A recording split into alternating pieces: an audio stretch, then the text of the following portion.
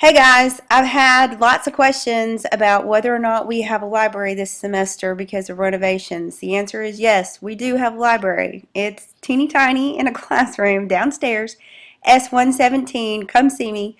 But just know that we do have a limited selection of books out. This is not to say that we're not able to get you any book that you want. It's going to take a little while to go and retrieve that book. But the way in which you would request a book is to go through your account at Atrium, and you're like, what's that? Okay, well, this is usually something that I do in library orientation, but because I really don't have a library, guess what? No library orientation this semester. Go to Bob Jones High School website. If you look under academics and you see the little link that says Media Center, it brings you to the library homepage. Look at all my social media. Lots and lots of information here. That's the Goodreads book club link. Here's one of my Pinterest pages, and of course this is the Assembly page that I've shared with you that you just saw. All of these links are active, and there's a lot of really cool information there. So along that line, if you were to go to Atrium, click on that icon, it brings you to our library catalog. Now, you're going to log into your account. Some of you know how to do this. Some of you are like, I have never done this before in my life. That's fine. I'm going to walk you through it. Your library login information is going to be your first name, your middle initial, and your last name. Your PIN number is just the same as your regular login. It's the first initial of your first and last name plus your lunch number.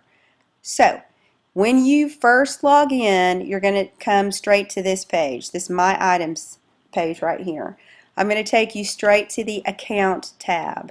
Here's where you're going to put in some important information to receive alerts. If you're tired of paying library fines, or I'd love to check out a book, Miss Husky, but I can never remember when it's due. Well, guess what, guys? This technology is for you. Change your account. You're going to do email, okay? So if you prefer that you want to be contacted through email or your cell phone, personally, I'm all about some text messaging. So what you're going to do is fill in all of your information. Do not change your PIN number, okay? So email address, you can have just check that and it'll send you an email as well. Down at the bottom here where you see mobile phone carrier, you're going to choose whether you have Verizon, AT&T, Sprint, mobile, T-Mobile, whatever. Choose the carrier. Then you're going to check these little boxes. When you're done with that information, you're going to click. Okay, so that's how you save your account information. Now, if you have books that you already have checked out, by clicking on the items out, it will show you what books you have, and it will also show you that they're due. Okay, so mine are really technically not overdue because I'm holding these books actually. Okay, they are overdue, but that's all right. You can look up your history. If you have books on a watch list, let's say that you owe money. It will show you here if you owe fines or fees. I don't have any books on reserve, but this is where you would check to see if you have books reserved or if they're ready for you to come and pick up. Well, let's just say that we're looking to find a book to put on reserve. So you can type in the title of the book, the name of the author, whomever. Let's say that you're interested in the Divergent series. I don't even have to finish typing it. I can say, oh, look, there are the books.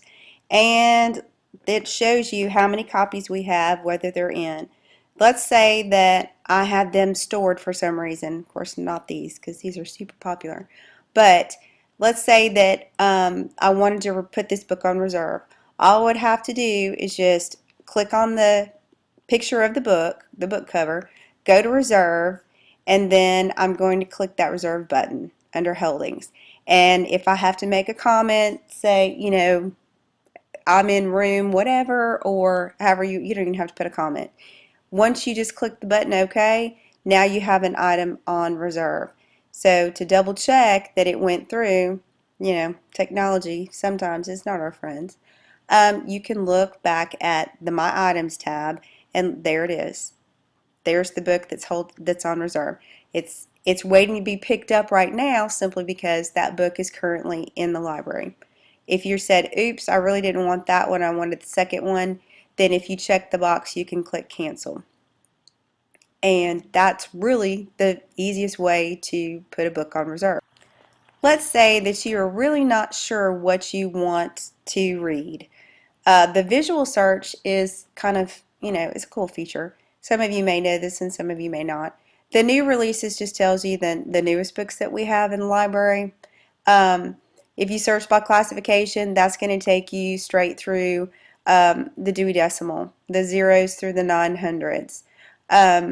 You can also look by general interests. So let's say that you're into sports. Well, what kind of sport? Well, it's football season, see? So maybe you want to look at all the books that we have on football. Well, I was told that I couldn't have a fiction book on football, so I want to look at all the nonfiction books you have about football. And it will list them in this manner. That's the actual book cover. You can also click this little button up here and it'll show you a different list. If you're interested in that book, if you click on the title, again, you can go to reserve and then click on the reserve button and reserve that book. I can tell you that the majority of the nonfiction are in fact boxed up. So if you are choosing a nonfiction book, more than likely you're going to have to reserve it. And please give me 24 hours to, wade through my maze of books and dig it out and get it for you. Another way that you can look for books is if you look under here where it has media. This is kind of a cool feature. Let's say that you wanted to look at the audiobooks, or maybe you're interested in the ebooks that we have, or maybe you're really into graphic novels. If you check one of those boxes and click search without typing anything into that little search box, it will pull up all the copies of the graphic novels that we currently have. If you're interested not in graphic novels, but maybe you're more interested in ebooks for your Kindle or whatever e-reader that you have, this will show you all of the books that we have on ebooks, and some of them are in fact nonfiction. Another way that you can look for a book, let's say that you're really not quite sure what to read, you're looking for somebody to kind of refer you. I've created a bunch of lists.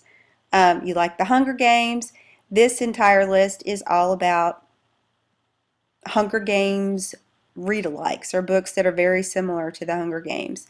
If you're into, I don't know, maybe you're a guy and you want to read something with some boy protagonists. That's, actually that's a really good book, Stupid Fast. These are actually some of my favorite books, and I handpicked every one of these. These are not pre-made lists that somebody else did that I downloaded. I created these lists.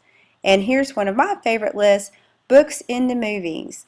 These are books that we currently have in the library that are in fact, there have been made into movies. And guys, get ready because The Maze Runner is about to come out. This list right here, these are all books that have book trailers.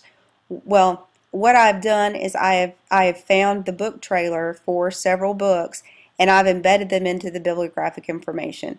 Okay, so you really don't need to know all that. All you need to know is that if it's a book trailer, you'll see when you click on the book cover the URL where it says click here to watch the book trailer. And what it will do is it will open up to a YouTube video, and some of these are very professionally done. They look like real movies. To watch the book trailers just to see if you might be interested in that book. One last thing about Atriuum. I know you probably have not seen these little flags before, but that is the Spanish flag and the French flag. It will actually turn all of the text on Atriuum into either Spanish or French. The cell phone icon will take you to the mobile view. If you have an iPad or any kind of reader, iPhone, any kind of smartphone, this is the view that you will see on a mobile device. And the way in which you use this view is you simply, it's just kind of truncated. You just type in titles, authors. Um, you can look at the book list as well. But because it is the mobile view designed for mobile devices, it is more simplistic and it's limited in some of the actual features that you can do on a regular website or with the full OPAC view. Um, One last thing, I keep saying that, I sound like Mr. Parker. Uh, the Atrium on the Go, that is an app that is available both on the App Store and Google Play. It's free to download, and when you do, um, come by the library and get this little brochure that will show you not only how to access the Follett ebook shelf, that's another free download, free app download. It will also show you, there's a QR code where you can kind of just scan that QR code and it will zap in all of the Atrium or personal settings for Bob Jones so that you can access that information on your phone. And there's nothing better than when, I mean, you don't know if you've got a book due or not. Well, the day before your book is due, you'll get a text message that says, "Hey dude, your book's due tomorrow." And you have two options. You can either renew it online from your account, or you can, of course, bring it in. So if I have these items out, let's say that I want to go ahead and renew them, if I hit select all and hit renew, now that I've just renewed those books, and it will show me my new due date. So these books are not actually due until October 3rd. Well, that's it, kiddos. If you have questions, again, I'm in S117. Come see me. Talk to you later.